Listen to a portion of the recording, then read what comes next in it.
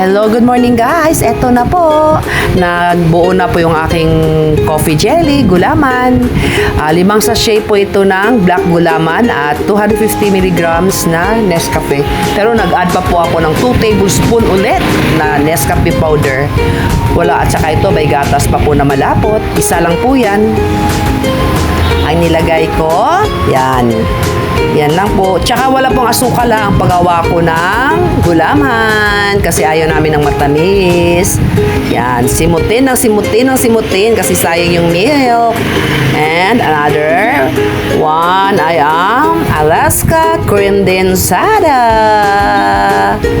Ayan po. Tigi-isa lang po yan.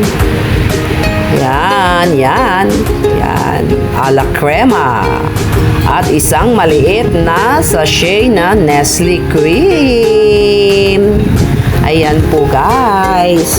Masarap po ako gumawa ng coffee jelly. Tsaka gusto ko sa coffee jelly, meron siyang aftertaste. Yung medyo bitter siya, yung lasang-lasa, yung coffee. Guys, eto na po yung aking coffee jelly.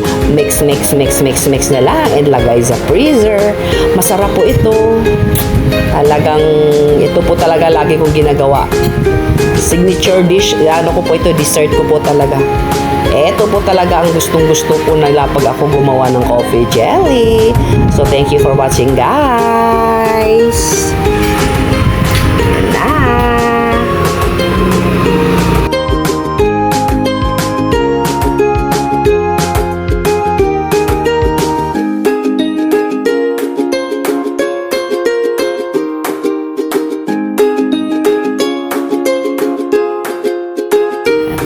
Siya, nahalo ko na po lahat ng ingredients. So, i-mix po natin siya i-mix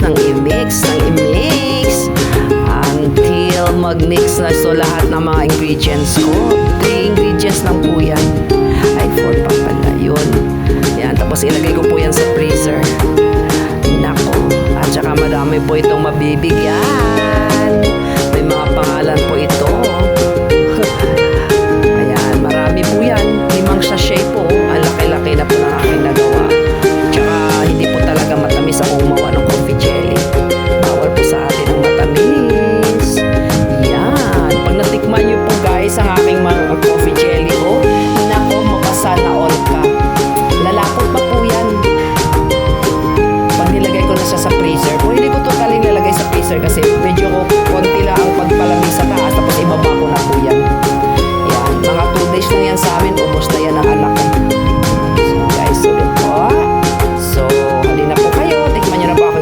Coffee jelly, ang coffee jelly ni Mommy Nenny. Thank you for watching.